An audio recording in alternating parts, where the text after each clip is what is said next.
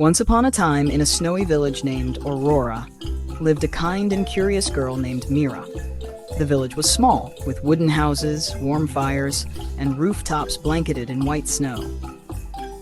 But Mira's heart held a quiet sadness. Her mother had vanished many winters ago, on a night when the northern lights danced wildly across the sky. The villagers believed a legend that the lights were magical and sometimes took people away to another world. Most had long stopped talking about it, but not Mira. She believed the northern lights had something to do with her mother's disappearance, and she was determined to find the truth.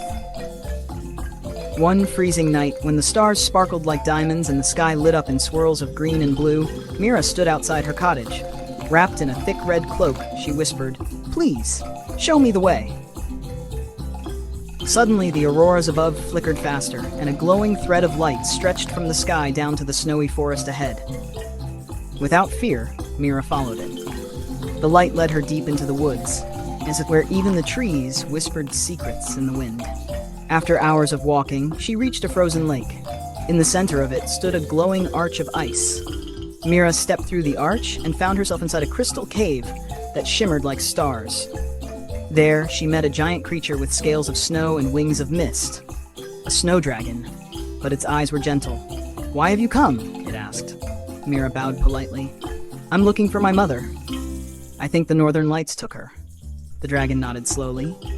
"Then your heart is brave, and your journey has just begun." The dragon led Mira to a tunnel of glowing stones. At the end stood a pedestal with a floating scroll. A voice echoed in the cave. "To move forward, you must answer what shines the brightest, yet is never seen with the eyes." Mira thought hard. Then she softly said, "Hope." The stones lit up brightly. The path opened. Beyond the cave, cold winds swirled. Mira stood shivering until a glowing figure appeared. It was a wind spirit with hair like clouds and a voice like a song. "You carry love in your heart," the spirit said. "But love needs strength. Can you let go of fear?" Mira hesitated, then closed her eyes and whispered, "Yes." The wind faded. Peace filled the air, and just then a soft hum rose from above. Mira looked up and saw stars forming a pattern, a map. She followed the star map up a snowy hill until she reached the highest point in Aurora. There, in the glowing circle of northern lights, stood a tall figure. It was her mother. She looked just the same, only glowing, made of light and stardust. "Mira," her mother said gently, "you found me." Mira ran to her. "I knew you were still here. I never stopped looking." Her mother smiled sadly. "I was chosen by the lights to protect the secrets of the skies. I couldn't return, but I watched you. You are so brave, my little light." Mira held her mother's glowing hand, and a warmth spread through her chest. Not sadness, not fear, just love. The lights swirled faster, forming a spiral around them. "You must go back now," her mother whispered, "but take this." A small glowing crystal pendant floated into Mira's hand. "This will remind you that no matter where I am, I'm always with you."